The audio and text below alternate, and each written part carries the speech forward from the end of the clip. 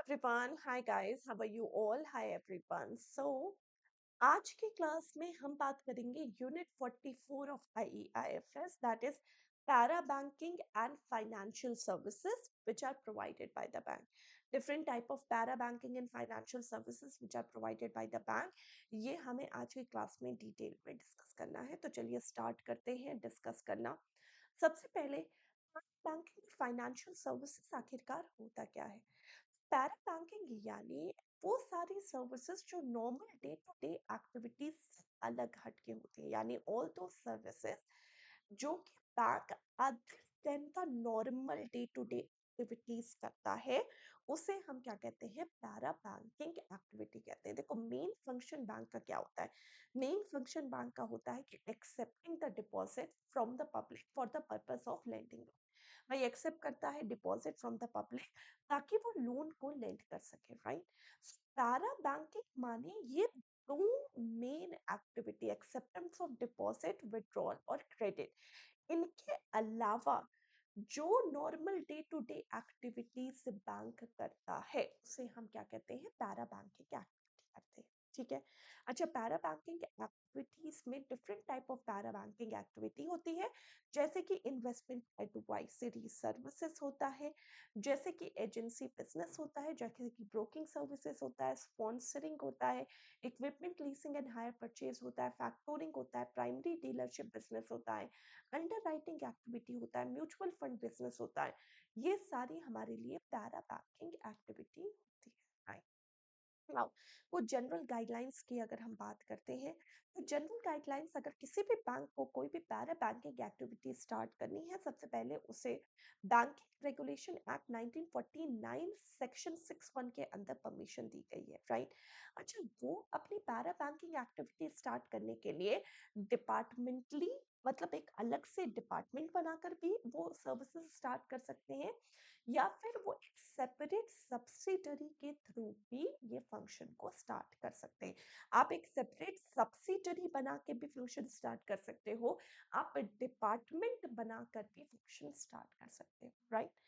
आप जो भी एक्टिविटी आपने स्टार्ट करी है, आपने डिपार्टमेंटली स्टार्ट करी है, तो आपको आरबीआई की complete, reserve bank of India की गाइडलाइंस को फॉलो करना जरूरी है केवाईसी कंप्लायंस के ऊपर। दूसरा, चार्टर ऑफ कस्टमर राइट जो इशू किया गया है आरबीआई के थ्रू, उसे भी फॉलो करना जरूरी है, राइट? इसके अलावा बैंक को अलाउड होता है कि वो इक्विटी होल्ड कर सकता है अपनी फाइनेंशियल सर्विसेज कंपनीज, या फिर वो कंपनीज जो कि फाइनेंशियल सर्विसेज में एक्टिविटीज में एंगेज नहीं होती हैं, इन दोनों में भी। यानी फाइनेंशियल सर्विसेज कंपनीज या फिर वो कंपनी जो फाइनेंशियल सर्विसेज में एंगेज नहीं होती है, इन दोनों में से किसी भी कंपनी में बैंक चाहे वो इक्विटी होल्ड कर सकता है। और ये section 19(2) of banking regulation act 1949 के अंदर इस चीज की परमिशन दी गई है, ठीक है? लेकिन इस कुछ लिमिट्स होते हैं, कितने लिमिट्स, यानी एक थ्रेशोल्ड लिमिट दी जाती है कि भाई आप इतने ही लिमिट तक जो है वो होल्डिंग्स कर सकते हैं, इससे ज्यादा आप होल्ड नहीं कर सकते। क्लियर? नेक्स्ट बात करते हैं different type of para banking activities की, राइट? सबसे पहले bank IDF infrastructure debt fund का स्पॉन्सर बन सकता है। इंफ्रास्ट्रक्चर डेट फंड आईडीएफ, ये म्यूचुअल फंड की तरह भी सेटअप हो सकते हैं, यानी आईडीएफ एमएफ की तरह, या फिर एक नॉन बैंकिंग फाइनेंशियल कंपनी आईडीबीएफ, यानी आईडीएफ एनबीएफसी की तरह भी सेटअप हो सकते हैं। एनबीएफसी की तरह भी आईडीएफ सेटअप हो सकते हैं, म्यूचुअल फंड की तरह भी सेटअप हो सकते हैं, right? Second, equipment leasing and hire purchase का बिजनेस सभी जानते हैं, मैंने आपको ये ऑलरेडी डिटेल में बताया हुआ है कि एक बैंक चाहे तो वो इक्विपमेंट लीजिंग का भी फंक्शन कर सकता है हाई, और एक बैंक चाहे तो वो हायर परचेज का भी बिजनेस जो है as a para banking activity कर सकता है। अब इक्विपमेंट लीजिंग क्या है और हायर परचेज क्या है, ऑलरेडी मैं आपको डिटेल में पढ़ा चुकी हूँ, what is equipment leasing and what is hire purchase. तीसरा होता है फैक्टोरिंग सर्विसेज। यस, फैक्टोरिंग क्या होता है? फैक्टोरिंग यानी जब कोई भी सेलर अपने इनवॉइसेस के अगेंस्ट इमीडिएट क्रेडिट रेज करता है फ्रॉम द फैक्टर, उसे हम क्या कहते हैं? उसे हम फैक्टोरिंग सर्विसेज कहते हैं। अच्छा, फैक्टोरिंग विद रिकॉर्ड्स भी होता है, फैक्टोरिंग विदाउट रिकॉर्ड्स भी होता है, लेकिन इंडिया में विदाउट रिकॉर्ड्स फैक्टोरिंग परमिटेड नहीं होता है, राइट? तो ये मैं आपको ऑलरेडी डिटेल में बता चुकी हूँ। फैक्टोरिंग सर्विसेज भी एक पैरा बैंकिंग एक्टिविटी है बैंक की। Equipment leasing and hire purchase, ये भी एक पैरा बैंकिंग एक्टिविटी है बैंक की। इंफ्रास्ट्रक्चर डेट फंड को स्पॉन्सर करना, आइदर एक म्यूचुअल फंड बनाकर और NPFC non banking financial companies बनाकर, ये भी एक पैरा बैंकिंग एक्टिविटी है बैंक की, राइट?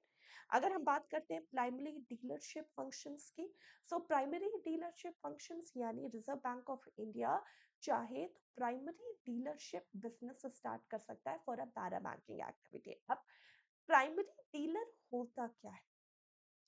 प्राइमरी डीलर यानी जब रिजर्व सॉरी जब कोई एक पर्टिकुलर एंटिटी ऑथराइज्ड किया जाता है रिजर्व बैंक ऑफ इंडिया के थ्रू, यानी इसे लाइसेंस मिलता है रिजर्व बैंक ऑफ इंडिया के थ्रू, ताकि ये डायरेक्टली परचेज कर सके government securities reserve bank of India से।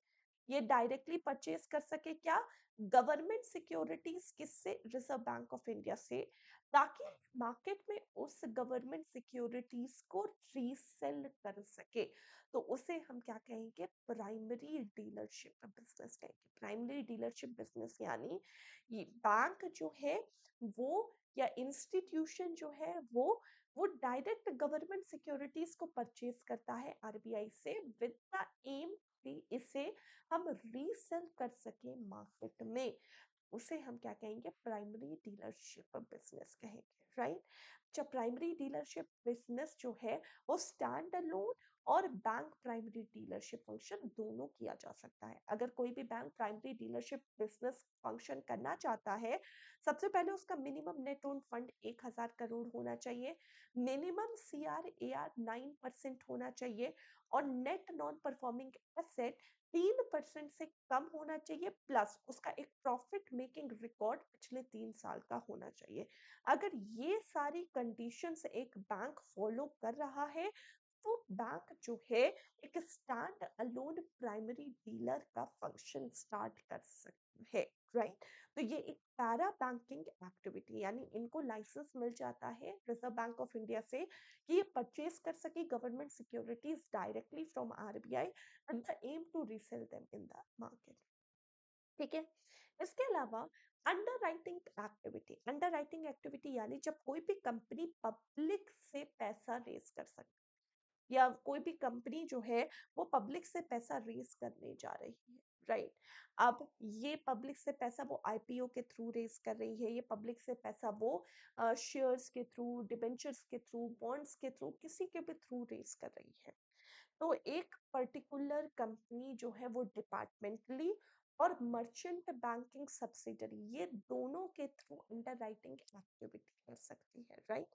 यानी बैंक अलाउड होता है कि वो अंडरराइटिंग एक्टिविटीज के लिए अपने क्लाइंट्स को असिस्ट कर सकता है। म्यूचुअल फंड बिजनेस भी स्टार्ट कर सकता है। एक बैंक चाहे तो वो म्यूचुअल फंड बिजनेस स्टार्ट कर सकता है। म्यूचुअल फंड बिजनेस का मतलब सब जानते हैं कि बैंक म्यूचुअल फंड ऑफर कर सकता है on the behalf of a mutual fund client to अपने कस्टमर को, राइट?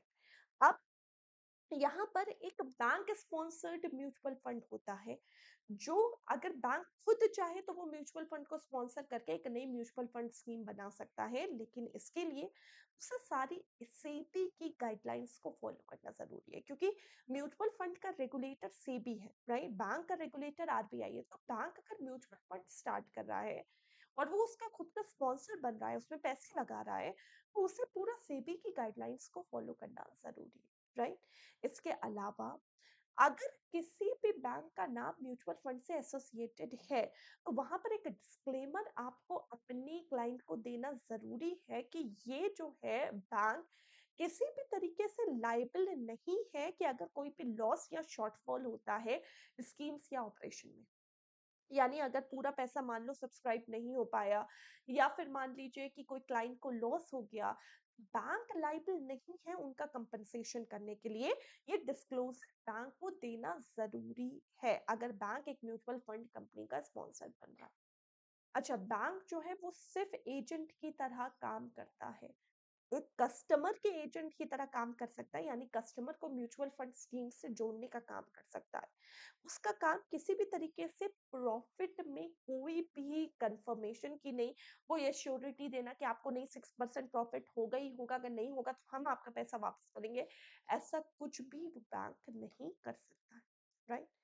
बैंक कोई भी म्यूचुअल फंड के यूनिट खुद सेकेंडरी मार्केट से नहीं खरीद सकता। बैंक अपने कस्टमर्स के म्यूचुअल फंड के यूनिट्स को बाय बैक भी नहीं कर सकता। ठीक है, बैंक का काम सिर्फ इतना है कि bank on the behalf of the customer mutual fund के यूनिट्स को अपनी सेफ कस्टडी में होल्ड कर सकता है, राइट? अपने सेफ कस्टडी में रखना ये बैंक का काम है। लेकिन क्या बैंक म्यूचुअल फंड के यूनिट्स जो है वो कस्टमर से बायबैक कर सकता है? नहीं, बैंक अपने म्यूचुअल फंड के यूनिट्स जो है कस्टमर से किसी भी तरीके से बायबैक नहीं कर सकता है। Clear everyone? डन। तो ये है म्यूचुअल फंड का बिजनेस। देखो, हमने पढ़ा बैंक आईडीएफ स्पॉन्सर कर सकता है एज अ म्यूचुअल फंड और as an NBFC board. Bank equipment finance और हायर परचेज का बिजनेस कर सकता है। बैंक फैक्टोरिंग सर्विस का बिजनेस कर सकता है। बैंक प्राइमरी डीलरशिप का बिजनेस कर सकता है, right? Bank underwriting activity कर सकता है। बैंक म्यूचुअल फंड का बिजनेस कर सकता है। बैंक इंश्योरेंस बिजनेस भी अंडरटेक कर सकता है, right?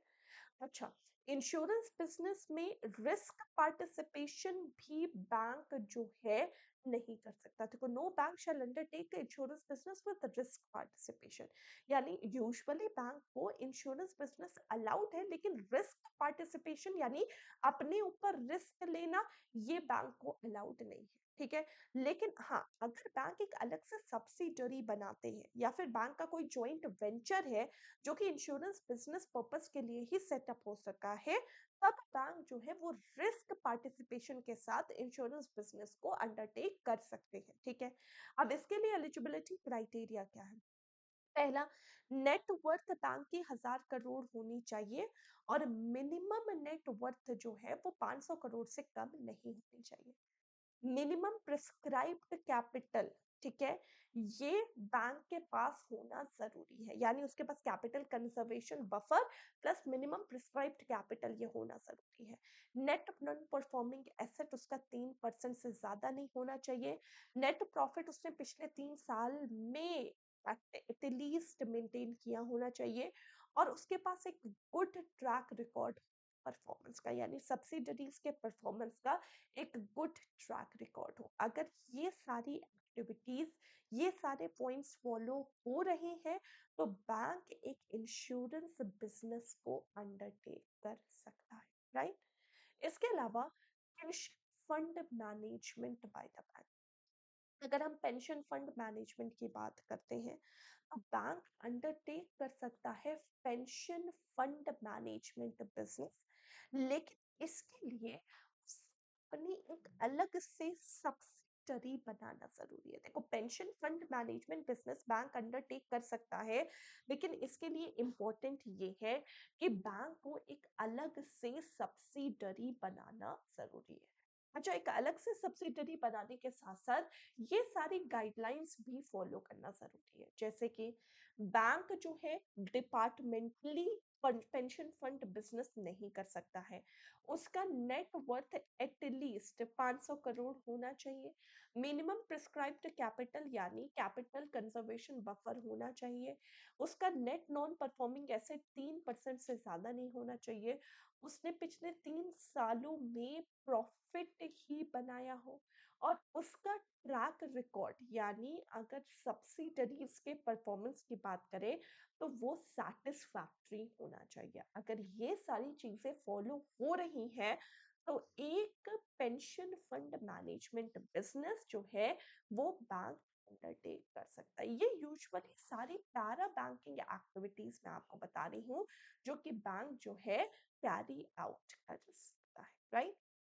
Now, investment advisory services भी बैंक कैरी आउट कर सकता है। इसके अलावा पोर्टफोलियो मैनेजमेंट सर्विसेज भी बैंक कैरी आउट कर सकता है। पोर्टफोलियो मैनेजमेंट सर्विसेज यानी बैंक कस्टमर्स का पैसा उनको एडवाइस दे सकता है कि आप किस तरीके से अपने पैसे से मैक्सिमम बेनिफिट निकाल सकते हो, मैक्सिमम प्रॉफिट निकाल सकते हो, अलग अलग शेयर्स, अलग अलग सिक्योरिटीज में पैसा इन्वेस्ट करके। राइट, जैसा कि फॉर एग्जांपल अगर हम बात करते हैं पोर्टफोलियो मैनेजमेंट सर्विसेज की, बैंक जो है डिपार्टमेंटली ये काम नहीं करेगा। बैंक जो है एक सब्सिडरी सेटअप करेगा, और सब्सिडरी सेटअप करने के बाद भी उसे approval reserve bank of India की लेनी जरूरी है पोर्टफोलियो मैनेजमेंट सर्विसेज के लिए। राइट, अच्छा, portfolio management services investment consultancy के नेचर में भी हो सकती है, और मैनेजमेंट बेसिस पे भी हो सकती है, या फिर फी बेसिस पर भी हो सकती है। लेकिन इसमें अगेन आप सिर्फ कस्टमर का पैसा इन्वेस्ट कर रहे हो, आप उसे किसी तरीके की गारंटी नहीं दे सकते हो। ये बिजनेस विदाउट गारंटिंग होना जरूरी, यानी आप गारंटी प्रोवाइड नहीं कर सकते, ना तो डायरेक्ट गारंटी दे सकते हो, ना ही इनडायरेक्ट गारंटी दे सकते हो। जो भी फंड आप एक्सेप्ट कर रहे हो फ्रॉम द पब्लिक, वो हमेशा 1 साल से ज्यादा के लिए होना चाहिए। यानी अगर एक क्लाइंट कोई पैसा दे रहा है बैंक को पोर्टफोलियो मैनेजमेंट सर्विसेज का, तो वो एटलीस्ट 1 ईयर के लिए बैंक लेगा। यानी इसमें आप जो भी इन्वेस्टमेंट कर रहे हो वो मनी मार्केट में नहीं कर सकते, क्योंकि मनी मार्केट फाइनेंशियल इंस्ट्रूमेंट यानी वो फाइनेंशियल इंस्ट्रूमेंट जिसका मेच्योरिटी पीरियड साल भर से कम हो। 1 साल से ज्यादा के लिए आप जो है इन्वेस्टमेंट कर रहे हो, इसीलिए पोर्टफोलियो मैनेजमेंट सर्विसेज आपको देना है। Right, next, agency business. Yes, bank undertake कर सकता है एजेंसी बिजनेस भी। अब एजेंसी बिजनेस फी बेसिस में होना चाहिए, बिना किसी रिस्क पार्टिसिपेशन के साथ। रेफरल सर्विसेज, बैंक ऑफर कर सकता है रेफरल सर्विसेज कोई भी फाइनेंशियल प्रोडक्ट के लिए। राइट, यानी कोई भी फाइनेंशियल प्रोडक्ट अगर बैंक बेच रहा है, ऐसा नहीं है कि बैंक कोई कॉस्मेटिक्स बेच रहा है और रेफरल ले रहा है कॉस्मेटिक कंपनी से, ये अलाउड नहीं है।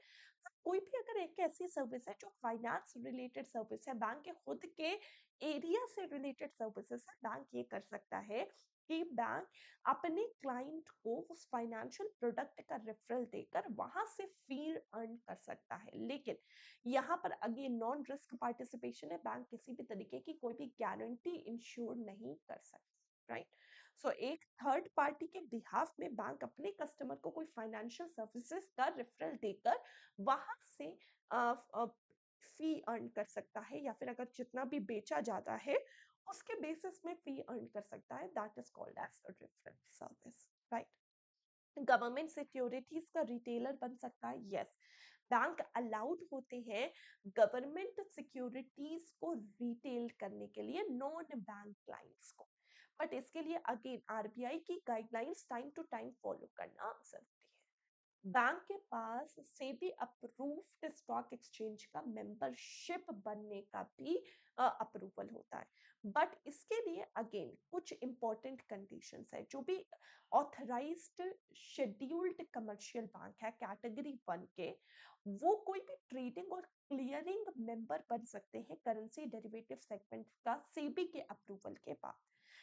इसके लिए क्या होता है, मिनिमम नेटवर्थ 500 करोड़ की चाहिए होती है, मिनिमम प्रिस्क्राइब्ड कैपिटल यानी कैपिटल कंजर्वेशन बफर चाहिए होता है, नेट नॉन परफॉर्मिंग एसेट 3% से ज्यादा नहीं हो सकता, और इनका नेट प्रॉफिट होना चाहिए पिछले 3 सालों में। राइट, तो ये है आपके लिए सारी पैरा बैंकिंग एक्टिविटीज, जो इम्पोर्टेंट पैरा बैंकिंग एक्टिविटीज है।